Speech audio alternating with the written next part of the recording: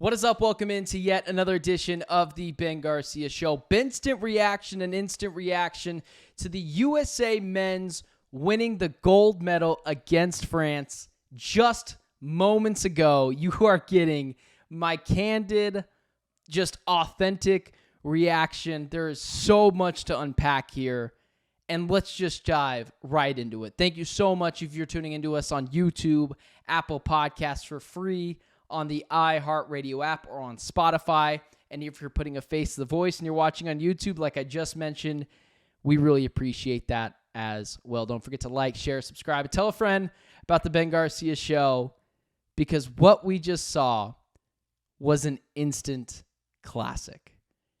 You know, for those that don't know, and I'm not going to get super into it because this isn't about me. My childhood was more or less very turbulent, and pretty turbulent at a lot of times. It was up and down. It was a roller coaster ride. And all I had oftentimes was sports. I was a sports guy. My first love was basketball. And whether it was Kevin Durant, LeBron James, Stephen Curry, these were the guys that I grew up on. So being able to have the swan song, all of them to come together one last time, Avengers style, Avengers Assemble style, and win the gold medal for not just 15-year-old Benjamin, but everyone out there that has watched basketball in this era. I don't tend to be a fanboy. Maybe off camera as well. I root for my teams. As a lot of you know, I'm an Arizona sports guy through and through. None of my teams have won a championship in my lifetime outside of the Arizona Diamondbacks, and I was 2 years old, so I don't really count that. And all today felt like is what I imagine it feels like for years of just treacherous nonsense, having to deal with the hardships of being a fan, and finally being rewarded. And it's crazy, because I watched the gold medal game in 2021. I followed the Olympics in 2021. I remember the Dream Team 2.0 in 2012. I remember 2008 to an extent. I was still very old enough, cognitively there, to remember that. There's just something special about this one. It's just something special. The swan song. Regardless of what anyone says, I understand Kevin Durant, Steph Curry, LeBron James are still very good, all NBA caliber players. But those three guys are heading back to their teams, in which probably none of them will win the NBA championship for the rest of their careers. So when anyone ever asks, do you remember the last stages of Bron, KD, and Stephen Curry? That's what I'm going to point to. I was a fan today. I was a fanboy, and that's not usually me. I was in a coffee shop watching the game on my computer, doing some editing, but couldn't even focus on the editing to do for this channel, which is why a lot of content you're just not going to get today, because I was so focused on the game. Steph Curry hits that final three-pointer, two guys in his face, and I had a feeling that I had never felt before for Steph Curry. He's never been on my teams. I've never actively rooted for Steph Curry. I've always rooted for stories. But that is what I imagine Warriors fans felt like in a clutch situation where Steph Curry needed to deliver. And it takes me back to the Warriors over OKC years ago when Curry pulls up from 20 feet behind the three-point line and just drills it. He shoots it. And I have this feeling that I just know it's going in. That was cinematic. That was a cinematic event. Watching Steph Curry hit that shot, that will always be the final chapter for me of the big three of this era. Steph Curry, Kevin Durant, LeBron James. I mean, I was a little kid again. I was on the verge of happy tears. I told my wife it was a out-of-body experience. I understand they were supposed to win. I understand it's their 5th straight gold medal, but it felt like that era of basketball had just closed. And it even meant more to me that the team that I grew up idolizing and watching, basketball, was my first baby in sports. It was my first love. Having 2 Suns players closing that game, it was just an out-of-body experience. And seeing Kevin Durant, LeBron James, and Steph Curry embrace each other, get their gold medals, Steph Curry add the final puzzle piece, maybe a small puzzle piece, but the final puzzle piece to his career, an Olympic gold medal, a signature Olympic moment, and delivered it. I will tell my future kids about that game. I will never experience another basketball game like that again. Good or bad, for better or for worse, that was the peak of the basketball pendulum. Those 3 guys teaming up, Thor, Captain America, and Iron Man style, Avengers style, and redeeming this team. It's why I've coined this team the Avengers. After last year's World Cup debacle, embarrassment, we called the big guns. And the 3 GOATs of this generation, Kevin Durant, Steph Curry, LeBron James, label them however you want, Iron Man, Thor, Captain America, and showed the rest of the world that sure, yeah, they're catching up, but they're still miles away. Still miles away from us. And it was just fun to see the big brothers of this generation tell the young guns that screwed up last year, were embarrassing last year in the FIBA World Cup, set them down and say, watch how it's done. It was a cinematic event. LeBron James dunking the basketball. Kevin Durant with the most purest of 3-pointers towards the end of that game. Stephen Curry with 2 guys in his face. At one point, Victor Wembanyama drenched all over him. Splash. I mean, I'm still raving about it. It's honestly a little sad to me that that's the way that I will view basketball again. You could tell I'm flustered just thinking about it. But that final game, it's just it's crazy to me. I can't believe that is exactly how it was supposed to go down. We've had signature moments from LeBron. We've had signature moments from KD. Now 4 Olympic gold medals. We didn't have it from Steph. His one and only Olympics, likely his one and only Olympics, delivered the just jarring shot that just left the Frenchmen with their mouths open. And in an environment you literally couldn't script it any better.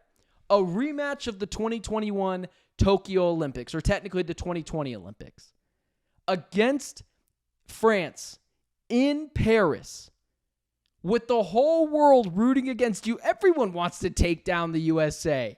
The crowd is raucous, but not for USA, for the other team. And the Avengers, Thor, Captain America, Iron Man, better known as LeBron James, Stephen Curry, and Kevin Durant, hold back Thanos that was Victor Wembanyama.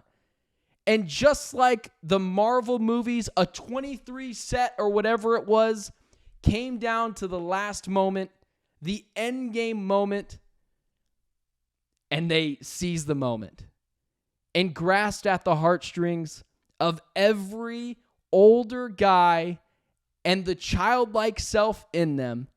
15-year-old Ben was screaming. I was in the coffee shop watching it. Curry makes that 3. And I screamed.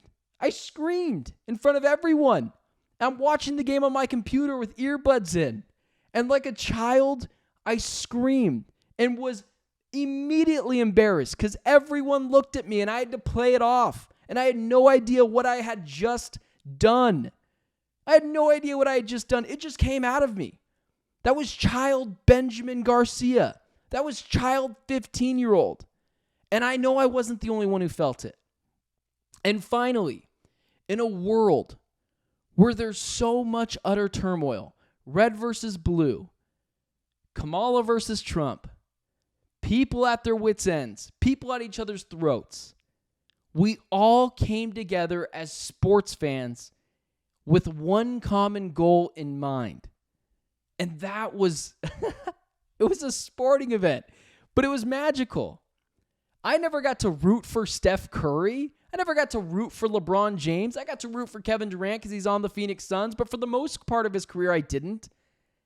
And collectively, we all got to be on the side of a Steph Curry dagger, of a LeBron James block coast-to-coast dunk, of a Kevin Durant spot-up three splash butter.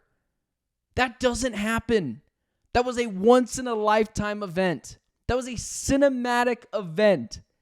And being able, as all Americans, rooting for USA, in which in a world where we can't agree on anything, and all you see on Twitter, all you see on social media, is everyone slapping hands, is everyone singing Kumbaya. It's the literal magic of sports. I don't know what's going to happen in 2028. And honestly, I just don't care. Right now, all I'm thinking about is right now. And being able to watch that like it was Avengers Endgame with everyone else was just sensational. And I lied a little bit, but I got to talk about this.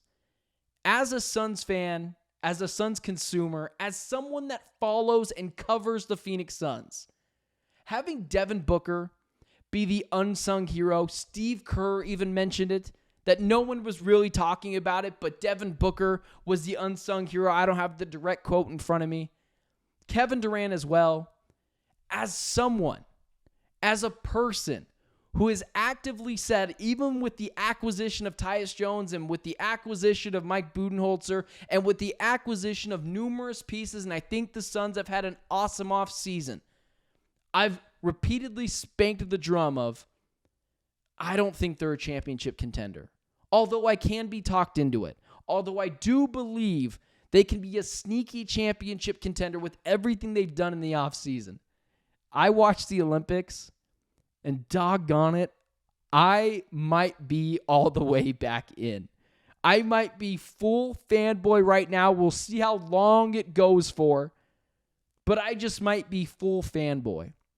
This Suns team, you add Olympic Devin Booker and Olympic Kevin Durant. If they can take what they've done in this Olympics, Kevin Durant, if you ask him to not be the leader, to just go get buckets, if you ask him to just be a bucket getter, to just hoop, that is the best version of Kevin Durant.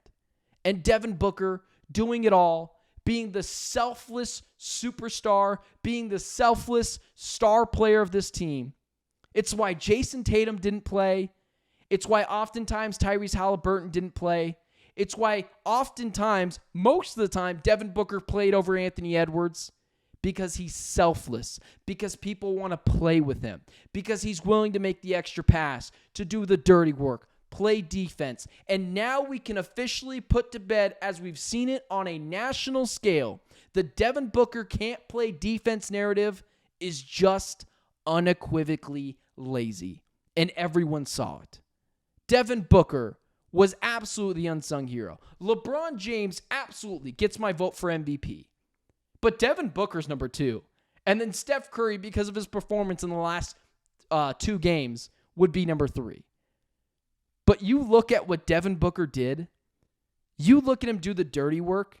You look at him be selfless. And the rest of the team is just full of camaraderie centered around him. Kevin Durant, joyous, non-emotional Kevin Durant, out there getting buckets, just hooping, man. That's what he likes to do. Just hoop. That is the best version of Kevin Durant. It was a beautiful thing. It was a beautiful, joyous thing. And it just makes me wish, man, I wish Mike Budenholzer was on this coaching staff. I wish he was just there on the bench to continue to just get the chemistry with those two guys. It's fine that he wasn't, but it'd just be even better. It'd just be even sweeter. But you just have those two guys. And even someone like me who can be hypercritical at times of Kevin Durant, of Devin Booker, not so much of Devin Booker, but definitely of Kevin Durant. And you just say, how can you not be all in? This team is a championship contender state of mind. That's how I feel about this team. That is how much they've rejuvenated me. That, after seeing the Olympics, might just be the secret sauce, right? That just might be the secret sauce. They need to spend more time together. They need to be around other stars. They need to be asked to do different things. Kevin Durant, a hooper, just getting buckets, play some stout defense. Devin Booker being the Swiss Army knife and doing literally everything that Team USA basketball asked him to do, and being called the unsung hero of the Olympics by Steve Kerr, a legendary coach, and on one of the most legendary basketball teams of all time in the 90s Bulls. I mean, it doesn't get much better than that. It just doesn't get much better than that. My wife thinks I'm a crazy, out-of-body experience man because I've become a kid again watching them. After watching the Olympics, after watching Devin Booker, after watching Kevin Durant, I just have a whole new perspective. How could you not be bought back into this team? How could you not be bought back in to the idea of them being a championship contender? So until further notice, I'm back in. I'm sucked back in. Maybe in 2 weeks it changes. Maybe tomorrow it changes. But as of this moment, there's no doubt in my mind that this team can win a championship. Call it toxic or not. Call it insane or not. I don't care. I'm going with it. And I know this has been a different style pod, different style show, different style Benstant reaction. But I thought it was fun for you guys to get the authentic fan self in me. I'm assuming you guys feel the exact same way. And it was just pure madness. Chaos, inspiring, an out-of-body experience, cinematic. We will never see anything like that again. And even if I expect them to win the next 6 gold medals, there was just something truly special about this gold medal with Steph Curry, with Kevin Durant, with LeBron James, with my 2 guys, Kevin Durant and Devin Booker from the Suns being on it. Maybe I'm insane, but I think everyone feels the same way I did. We were all kids again. We were all kids watching those 3 guys at their peak of their powers go against the world and say, nah, we're still at the top of the mountain. It was an insane experience. I'm happy I got to witness it, and I don't think I'll ever witness something like that again.